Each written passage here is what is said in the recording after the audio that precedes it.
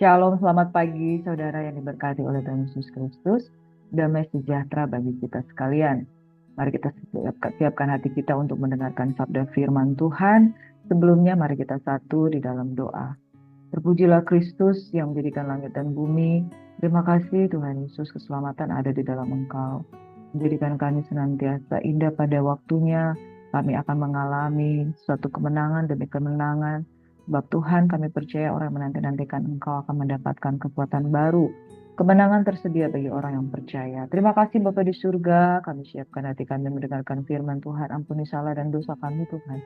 Kalau Engkau dapati kami melawan kehendak-Mu, dan biarlah senantiasa Engkau tuntun kami dalam jalan kebenaran. Terima kasih, kami siap mendengarkan firman-Mu Bapa dalam nama Yesus. Haleluya, amin. Kekasih Tuhan yang diberkati, pada pagi hari ini kita akan merenungkan ayat firman Tuhan dari Injil Lukas di pasal yang terakhir, dari Injil Lukas tentang setelah pasca kematian dan kebangkitan Tuhan Yesus Kristus. Yang menarik di sini ketika Yesus mati, saudara, dan dia bangkit, murid-murid tidak percaya akan adanya kebangkitan di hari yang ketiga. Padahal perihal bagaimana dia dianiaya, disesat, dan kemudian akan dibawa kepada penyalipan dan bangkit pada hari yang ketiga itu sudah disampaikan 3 kali. Lepas dari itu, Nabi telah mengungkapkan nubuatan tentang kematian dan kebangkitan Yesus akan terjadi. Tetapi pada saat momen itu terjadi, ketika Yesus mati di kayu salib, mereka tidak siap. Yesus bangkit pada hari yang ketiga, mereka tidak siap. Bahkan Thomas berkata, sekalipun engkau mencucukkan, sekalipun engkau sudah bangkit, kalau aku tidak mencucukkan tanganku sendiri di tangannya yang berlubang paku, aku tidak percaya. Nah, saudaraku yang diberkati oleh Tuhan Yesus Kristus, kepercayaan itu adalah esensi dari hal kita mengiringi Tuhan dan mengikuti Yesus. Tanpa iman, tanpa percaya dengan apa yang dia sampaikan, kita mungkin sudah mengalami, kita tidak menyadari. Murid-murid itu sudah mengalami dan berjalan bersama dengan Tuhan, tetapi perihal kebangkitan Tuhan Yesus Kristus, mereka tidak betul-betul percaya sampai pada waktu dia kemudian menyatakan dirinya di hadapan para murid-muridnya.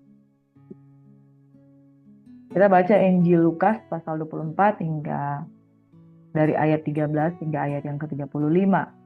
Yesus bertemu dengan 2 orang murid. Pada hari itu juga 2 orang dari murid-murid Yesus pergi ke sebuah kampung bernama Emmaus, yang terletak kira-kira 7 mil jauhnya dari Yerusalem. Saudara, kalau berjalan 7 mil itu mungkin dikalikan 0,8 kilometer ya saudara, sekitar 0,8 kali 8 kali 7 hampir 6 kilometer. Dan mereka bercakap-cakap tentang segala sesuatu yang telah terjadi. Ketika mereka sedang bercakap-cakap dan bertukar pikiran, datanglah Yesus sendiri mendekati mereka, lalu berjalan bersama-sama dengan mereka. Tetapi ada sesuatu yang menghalangi mata mereka sehingga mereka tidak dapat mengenal Dia. Yesus berkata kepada mereka, "Apakah yang kamu percakapkan sementara kamu berjalan?" Maka berhentilah mereka dengan muka muram. Seorang dari mereka namanya Kleopas menjawabnya, "Adakah engkau satu-satunya orang asing di Yerusalem yang tidak tahu apa yang terjadi di situ pada hari-hari belakangan ini?" Katanya kepada mereka, "Apakah itu?" Jawab mereka, "Apa yang terjadi dengan Yesus orang Nazaret? Dia adalah seorang nabi yang berkuasa dalam pekerjaan dan perkataan di hadapan Allah dan di depan seluruh bangsa kami. Tapi imam-imam kepala dan pemimpin-pemimpin kami telah menyerahkan dia untuk dihukum mati dan mereka telah menyalibkannya. Padahal kami dahulu mengharapkan bahwa dialah yang datang untuk membebaskan bangsa Israel, tetapi sementara itu telah lewat 3 hari sejak semuanya itu terjadi. Tetapi beberapa perempuan dari kalangan kami telah mengejutkan kami. Pagi-pagi buta mereka telah pergi ke kubur dan tidak menemukan mayatnya. Lalu mereka datang dengan berita bahwa telah kelihatan kepada mereka malaikat yang mengatakan bahwa ia hidup. Dan beberapa teman kami telah pergi ke kubur itu dan mendapati bahwa memang benar yang dikatakan perempuan-perempuan itu, tetapi dia tidak mereka lihat. Lalu ia berkata kepada mereka, "Hai kamu orang bodoh, betapa lambannya hatimu sehingga kamu tidak percaya segala sesuatu yang telah dikatakan para nabi. Bukankah Mesias harus menderita semuanya itu untuk masuk ke dalam kemuliaannya?" Lalu ia menjelaskan kepada mereka apa yang tertulis tentang dia dalam seluruh kitab suci, mulai dari kitab-kitab Musa dan segala kitab nabi-nabi. Mereka mendekati kampung yang mereka tuju, lalu ia berbuat seolah-olah hendak meneruskan perjalanannya. Tetapi mereka sangat mendesaknya, katanya.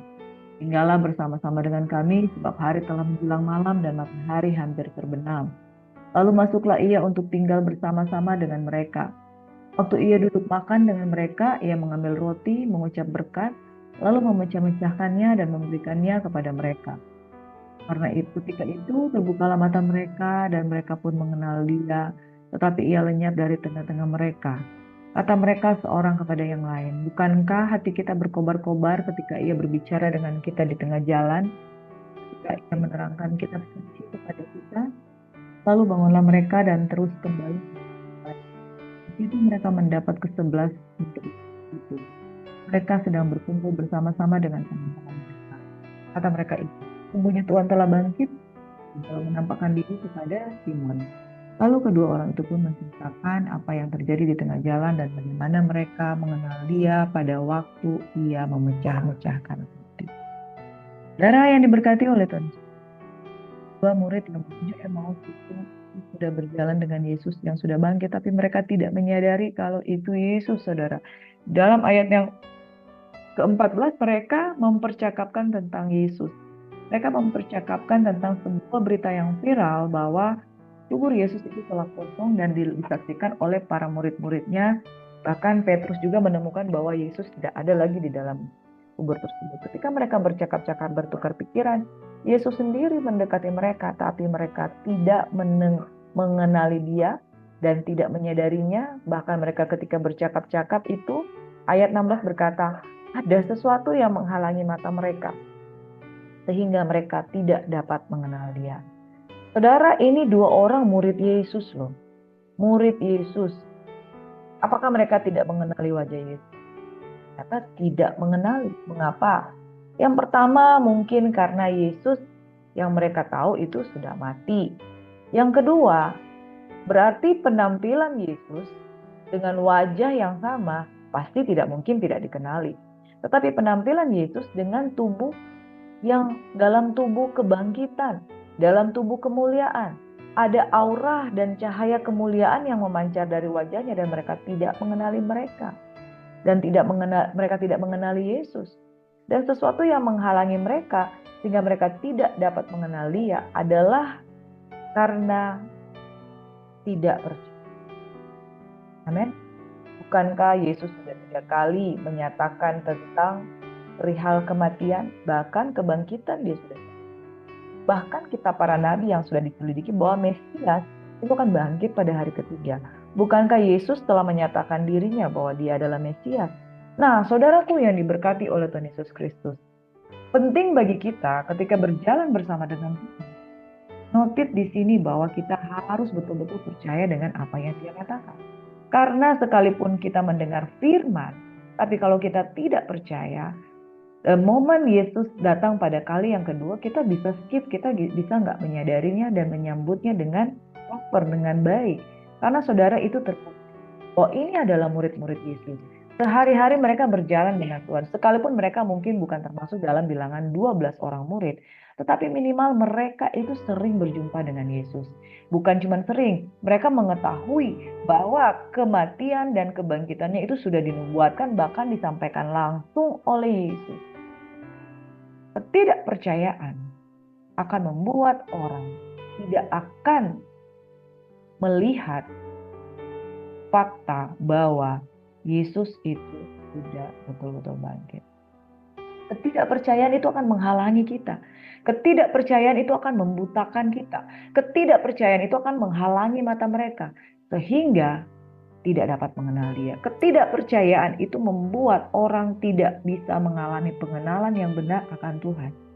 Saudara, Adakah engkau satu-satunya orang yang di Yerusalem? Tanya mereka yang tidak tahu tentang apa yang terjadi belakangan ini. Mereka tidak sadar bahwa yang mereka percakapkan itu ada di depan mereka, yaitu guru mereka sendiri. Saudaraku yang diberkati oleh Tuhan Yesus Kristus. Bukankah apa yang terjadi dengan Yesus orang Nazaret itu, orang nabi yang berkuasa, Tuhan katakan itu sudah dinubuatkan. Tetapi mereka tidak percaya, bahkan mereka menggosipkan itu di depan Yesus sendiri. Dan saudara lihat di dalam ayat yang ke-21, padahal kami dahulu mengharapkan bahwa dialah yang akan datang untuk membebaskan bangsa Israel. Tapi sementara itu telah lewat 3 hari sejak semuanya itu terjadi. Saudaraku yang diberkati, mereka mengharapkan Yesus dengan apa yang terkonsep dalam pikiran mereka. Bukan apa yang terkonsep dalam pikiran mereka yang akan terjadi, tapi apa yang terkonsep di dalam rancangan Tuhan. Saudara, kalau kita punya konsep sendiri tentang kedatangan Tuhan, maka kita tidak akan dapat mengalami kedatangan Tuhan yang sesungguhnya di dalam kehidupan kita. Mereka punya konsep, mereka mengharapkan Tuhan datang membebaskan bangsa Israel dengan cara mereka sendiri, yaitu sebagai raja yang berkedudukan, mungkin seperti Raja Herodes, mungkin seperti Gubernur Pontius Pilatus, yang duduk di atas tahta kemudian memerintah sebagai raja dunia. Padahal Tuhan tidak akan datang dengan cara-cara yang demikian. Itu sebabnya saudara, pengenalan kita akan gagal kalau kita tidak percaya. Pengenalan kita akan gagal kalau kita punya konsep sendiri, mindset sendiri di dalam pikiran kita. Pikiran kita yang akan membatasi pengenalan kita akan Tuhan, sehingga sekalipun Yesus ada dekat dengan kita, tapi kita tidak sungguh-sungguh dapat mengenali Dia. Nah, saudara, mereka mengatakan ada perempuan dari kalangan kami telah mengejutkan kami. Pagi-pagi buta mereka telah pergi ke kubur dan tidak menemukan mayatnya. Lalu mereka datang dengan berita bahwa telah kelihatan kepada mereka malaikat-malaikat yang mengatakan bahwa ia hidup. Saudara, berarti mereka tidak percaya tentang kuasa kebangkitan. Padahal orang Farisi mempercayai tentang kebangkitan. Orang Saduki tidak mempercayai tentang kebangkitan, tapi orang Farisi menanti-nantikan saat di mana Mesias itu bangkit. Saudara, sia-sia kepercayaan kita yang kita miliki di dalam belajar Alkitab, belajar kitab Taurat, merenungkan firman siang dan malam, kalau kita tidak sungguh-sungguh percaya kepada Tuhan. Perempuan-perempuan itu yang setia dengan Yesus mengikuti sampai akhir, mereka kemudian melihat sebagai saksi bahwa Yesus tidak ada lagi, Yesus sudah bangkit. Amin, saudara. Beberapa teman kami telah pergi ke kubur itu dan juga mendapati memang benar yang dikatakan perempuan itu, tapi dia tidak mereka lihat. Dia, yaitu Yesus, tidak mereka lihat ada di mana. Lalu Yesus mengungkapkan kepada mereka, kamu orang bodoh, betapa lambannya hatimu sehingga kamu tidak percaya segala sesuatu yang dikatakan para nabi. Saudara, apa yang dikatakan para nabi, apa yang dikatakan Alkitab, percayalah, maka Tuhan akan menyatakan kebenarannya. Bukankah Mesias harus menderita seperti itu untuk masuk dalam kemuliaannya? Mengapa mereka tidak percaya bahwa Raja di atas segala raja ini telah bangkit dan telah masuk di dalam kemuliaannya? Karena mereka tidak percaya, mereka juga tidak dapat melihat kemuliaan Tuhan yang Tuhan sudah nyatakan waktu dia bangkit dan berjalan bersama-sama dengan mereka. Padahal mereka mengatakan di ayat-ayat selanjutnya, hati mereka berkobar-kobar pada waktu ia berbicara dengan kita.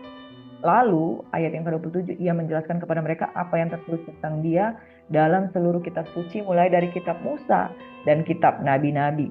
Mereka mendekati kampung yang mereka tuju lalu ia berbuat seolah-olah hendak meneruskan perjalanannya.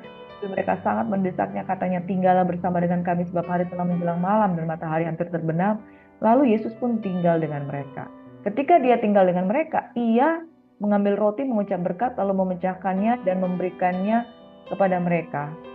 Baru dari situ mereka terbuka mata mereka dan mereka pun mengenal Dia, tapi ia lenyap dari tengah-tengah mereka. Tuhan tidak mengatakan bahwa aku ini loh Tuhanmu, aku ini loh Kristus. Tapi dia mengucapkan berkat, membagi-bagi roti dan memecah-mecahkannya, memberikan kepada mereka. Lalu seperti dejavu, seperti kejadian yang berulang ketika mereka menyadari bahwa murid-murid itu duduk bersama dan ketika dia memecah-mecah roti di atas bukit, dia mengadakan perjamuan malam yang terakhir, mereka seperti dejavu dan terngiang kembali, ini guru. Lalu mulai terbukalah mata mereka. Saudara, apa yang membuat mereka terbuka mata mereka adalah ketika mereka mengingat kembali bahwa Yesus sudah mengatakan pada waktu engkau melakukan ini, engkau akan mengingat akan aku. Nah, saudara, Makanya penting sekali perjamuan suci. Karena Tuhan sudah katakan, waktu engkau melakukan perjamuan ini, engkau akan mengingat akan daku. Lalu ketika mereka mengalami Yesus melakukan perjamuan kudus bersama dengan mereka, mereka dejavu, terbukalah mata mereka. Dan mereka mengenal dia, ini guru saya. Tapi ia lenyap di tengah-tengah mereka. Mereka berkata, bukankah hati kita berkobar-kobar ketika ia berbicara dengan kita di tengah jalan, ketika ia menerangkan kitab suci? Lalu bangunlah mereka dan terus kembali ke Yerusalem, mendapati ke-11 murid. Lalu mereka kemudian bersaksi. Sesungguhnya Tuhan telah bangkit dan telah menampakkan diri kepada Simon. Lalu kedua orang itu pun menceritakan apa yang terjadi di tengah jalan, bagaimana mereka mengenali dia pada waktu ia memecah-mecahkan roti. Saudara, pengenalan yang benar akan berawal dari percaya. Pengenalan yang benar akan diawali dengan iman. Pengenalan yang benar akan diawali dengan satu sikap hati yang tidak memiliki pemikiran-pemikiran yang kita ciptakan sendiri di dalam pikiran kita, tetapi percaya kepada kitab suci. Saudara, Yesus harus mengulang kembali, mengajarkan mereka di dalam ayat ke-27 tentang isi dari seluruh kitab suci, mulai dari kitab Musa dan segala kitab nabi-nabi. Lalu Tuhan melakukan perjamuan kudus tanpa kata-kata, kemudian mereka kembali mengingat, wah ini pasti Tuhan Yesus. Bapak Ibu Saudaraku yang diberkati. Oleh sebab itu, mari kita merenungkan firman Tuhan ini bersama-sama. Bahwa penting bagi kita untuk pertama percaya. Penting bagi kita bahwa untuk yang kedua merenungkan Taurat Tuhan siang dan malam. Yang ketiga penting bagi kita untuk selalu melakukan perjamuan kudus. Karena dengan demikian kita mengingat tentang kematian, kebangkitan Tuhan Yesus Kristus, bahwa dia adalah Tuhan yang menyembuhkan. Saudara, iblis selalu datang untuk memecah belah pola pikir kita, sehingga ada saat-saat dimana ketika kita menghadapi masalah, ketika kita khawatir, kita lupa dengan Tuhan. Dan membuat pengenalan akan Tuhan itu seolah-olah tidak ada. Karena mulai tidak mengenal Tuhan, akhirnya kita mulai kecewa, dan mulai meninggalkan Tuhan. Penting bagi kita, saudara, untuk menjaga iman kita. Percaya, pelajari kitab suci, dan lakukan perjamuan kudus, dan terus menanti-nantikan Tuhan. Sebab orang yang menantikan Tuhan mendapatkan kekuatan baru. Di dalam Mazmur 27 ayat 14 berkata, nantikanlah Tuhan, kuatkan dan teguhkanlah hatimu. Ya, nantikanlah Tuhan. Saudara, orang yang menanti-nantikan Tuhan akan mendapatkan kekuatan baru. Orang yang menanti-nantikan Tuhan Yesus, dia akan diteguhkan dan dikuatkan di dalam Tuhan. Bapak Ibu Saudaraku yang diberkati oleh Tuhan Yesus Kristus, belajar dari murid-murid Yesus yang berjalan menuju Emmaus. Mereka tidak mengenal tentang Yesus, padahal Yesus berjalan dengan mereka, karena mereka tidak percaya. Inilah yang saya mau katakan di dalam perenungan pagi hari ini. Tetaplah percaya, renungkan Taurat Tuhan siang dan malam, dan lakukan selalu perjamuan suci, supaya engkau mengingat tentang kematian dan kebangkitan Tuhan Yesus Kristus. Maka kita akan mengingat kembali tentang keselamatan yang sudah dia kerjakan di dalam diri kita. Hargai pengorbanan Tuhan Yesus Kristus. Hargai tubuh dan darah Kristus. Karena di dalam tubuh dan darah Kristus, di sana ada janji-janji Tuhan, kesembuhan dan pemulihan. Mari kita satu di dalam doa. Bapa, terima kasih Tuhan buat pada pagi Engkau yang selalu memberkati kehidupan kami. Kami rindu Tuhan untuk berdoa bagi jiwa-jiwa yang selalu kami doakan di dalam pokok-pokok doa kami yang sudah kami catat beberapa poin-poin tentang permohonan pokok-pokok doa keluarga besar, Simbolon Pangaribuan Tuhan yang memohon akan ada pemulihan di dalam kehidupan mereka. Bapak Rocky dan Ibu Lia Liana, Ibu Gembala Tasya Sitepu yang minta agar kembali ditugaskan di Medan, Pak Antoni dalam pemulihan keluarga dan masalah pekerjaan yang dia butuhkan, Pak Jerry Simbolon di dalam pertobatannya yang kiranya Engkau bawa dalam pengenalan akan Tuhan yang sejati. Saudari Rafaela Januli, Bapak Darwis Panjaitan dan Bapak Rian Panjaitan, Gembala GPD LHK Bot Medan, Tuhan Engkau memberkati, memulihkan keadaan mereka, membawa mereka menjadi lebih daripada pemenang. Bapak Hendrik Simbolon, Tuhan pengenal akan Tuhan lebih lagi di dalam kehidupan mereka, agar menjadi orang tua yang nanti saya memberikan yang terbaik untuk anak-anaknya. Kami juga berdoa untuk Ibu Reni Boyo, Saudari Jumika Tumiwa, pemulihan setelah mengalami duka cita ditinggal oleh orang yang dicintai, Saudara Rio Agustivo dalam perguruan ekonomi, dan kiranya pertobatan itu terjadi di dalam kehidupannya dengan sungguh-sungguh. Kami berdoa untuk mujizat kesembuhan terjadi dalam Opung Herliana Siahaan, Oma Eska Maringka, pemulihan kesehatan, kekuatan tubuh jasmani yang kembali dikuatkan. Bapak Adrianus Nabi Tupulu, Ibu Nita Sianturi, Ibu Ratni, dan juga Pak Stephen. Saudara Marit Simbolon, juga Saudari Dwi Chelsea Simbolan, Pak Lendra, Tuhan pemulihan kesehatan terjadi dalam kehidupan mereka terus menerus. Kami percaya mereka sembuh dalam nama Yesus. Ibu Elsia dan Pak Atok, Tuhan kerukunan ke rumah tangga, dalam rumah tangga mereka kesembuhan terjadi dalam kehidupan Pak Atok dan pemulihan ekonomi terjadi, terobosan terjadi dalam hidup mereka. Pak Iwan Jakarta, kesembuhan total dan pemulihan dari ekonomi dan hutang terjadi di dalam nama Yesus. Opung Maurits Simbolon dan keluarga besar Panggabean, Boris Yagian dan Jennifer Saragi, Tuhan, Saragi, Tuhan memberkati mereka dengan pertolongan serta perlindungan daripada Tuhan. Ibu Hesti Theophilus, Tuhan, penyakit asam lambung dipulihkan dalam nama Yesus. Ibu Mulyani, Boru Simbolon, juga Opung Ella Balige dan saudara Naya Panggabean, Tuhan. Terus Engkau bawa di dalam pemulihan kesehatan kekuatan. Pertobatan dari saudari Helen, Tuhan, dari rindu untuk mengalami baptisan, Tuhan, dan baptisan Roh Kudus penuh di dalam kehidupannya. Kiranya Tuhan memberkati dan menyertai kehidupannya. Kami berdoa untuk Kinsey, anak murid kami yang sudah kami bimbing. Dia mengalami pertobatan di dalam Tuhan. Anak-anak SMP Anugerah yang kami muridkan, Tuhan memberkati kehidupan mereka sehingga ada pertumbuhan iman. Saudara Jeki, Tuhan, yang mengalami lawatan Tuhan kemarin. Ya, adik-adik kami, Tuhan, Felicia, Tuhan, Cecilia, Tuhan, dalam nama Yesus Engkau memberkati kehidupan mereka. Biarlah anak-anak muda ini ditangkap oleh Tuhan dan menyerahkan dirinya sungguh-sungguh dalam pertobatan yang dikerjakan oleh Roh Kudus. Mari saudara-saudara kita memberkati jiwa-jiwa ini dan kita percaya satu orang diselamatkan, maka satu keluarga akan diselamatkan. Mari kita mohon berkat Tuhan. Kasih karunia di dalam nama Bapa, Putra, dan Roh Kudus menyertai kehidupan kita.